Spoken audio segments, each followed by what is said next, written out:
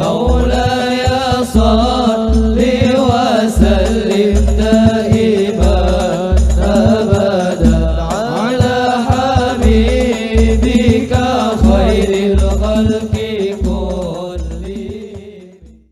Ada hal yang menjadikan sebab karunia itu tertutup adalah karena sifat jelek kita. Ada nikmat-nikmat yang sering tertutup adalah karena kebodohan kita. Sehingga di dalam urusan dunia kita selalu melihat, Nabi sudah mengajarkan, di dalam urusan dunia, dunia itu sifatnya luas. Lihatlah orang yang ada di bawahmu. Jangan biasa engkau melihat orang yang ada di atasmu dalam urusan dunia, karena itu menjadikan kita kurang syukur. Bahkan akan menumbuhkan ketamaan kita kalau kita seling melihat orang di atas kita dalam sisi dunia. Ya, untuk memotivasi diri untuk bangkit, bangun. Ya, kita melihat yang di atas kita. Tapi membiasakan kita untuk melihat yang di bawah kita itu, untuk menumbuhkan syukur itu makna yang tersendiri.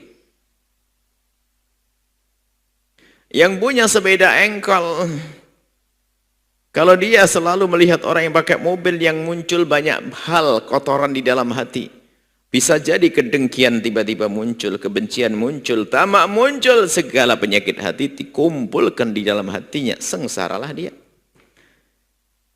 Tapi kalau dia dengan sepeda engkolnya bersyukur melihat ini adalah karunia Allah, maka ketahuilah dia akan bisa bangga dengan karunia Allah, menikmati karunia Allah. Jadi nikmat biarpun pakai sepeda engkol, kemudian dia semakin besar, nikmat itu akan terasa. Kemudian dia melihat siapa? Orang yang tidak bisa pakai sepeda. Karena tidak punya sepeda atau tidak bisa naik sepeda atau tidak. Tidak tahu. Baik yang berjalan pun masih mampu untuk bersyukur. Yang tidak punya sepeda, tidak punya motor, tidak mobil, akan tapi dia masih bisa berjalan. Berfikirlah, merenunglah, di sana ada hamba terkasih Allah, dia bisa menjadi kekasih Allah. Dia bisa menjadi kekasih Allah. Akan tetapi dia adalah hamba yang dengan kekurangan. Dia tidak bisa jalan tapi bisa menjadi kekasih Allah. Maka yang bisa berjalan akan masih bisa bersyukur dan tetap termotivasi untuk dekat kepada Allah. Dan orang yang diciptakan oleh Allah dalam keadaan lumpuh kaki, kalau dia melihat petaka itu atau ujian itu, mungkin bisa menjadi sebab terpuruk lalu prasangka buruk kepada Allah. Akan tapi kalau dia berpikir bahwasanya di sana ada hamba yang dia lumpuh tidak akan bisa berjalan, kemudian diberi oleh Allah sakit yang lain lagi. Mungkin matanya juga tidak bisa melihat dan sebagainya. Orang yang tidak bisa melihat dan diberi kaki lumpuh pun kalau dia mau berpikir masih bisa bersyukur. Ternyata masih ada orang yang memperhatikannya dan seterusnya dan seterusnya.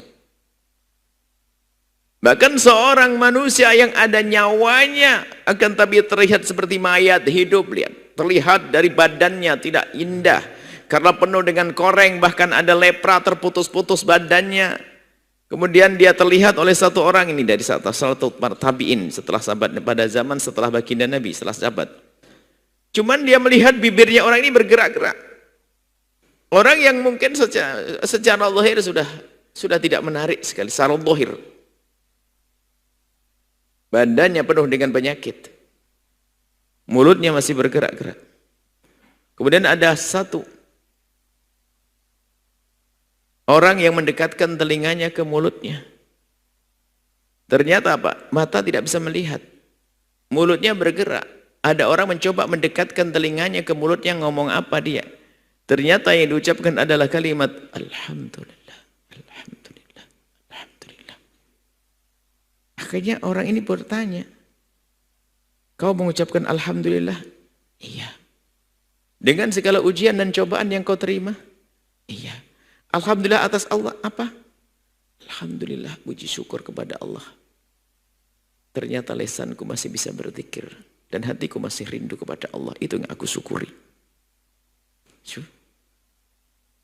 Karena dia pandai merenungi nikmat, maka biarpun dalam keadaan teruji dengan ujian yang berat, ternyata lidah pun masih bisa mengucapkan kalimat syukur, alhamdulillah. Bagaimana kita yang diberi Allah dengan bermacam-macam? Walain kafartum inna adzabi lasyadid. Hati-hati kalau kita tidak pernah menyadari karunia Allah. Maka karena kita tidak menyadari karunia Allah, kita pun jarang bersyukur. Kalau sudah tidak bersyukur, mengundang murka Allah. Inna adzabi lasyadid. Sungguh hukuman dan siksaku adalah amat pedih.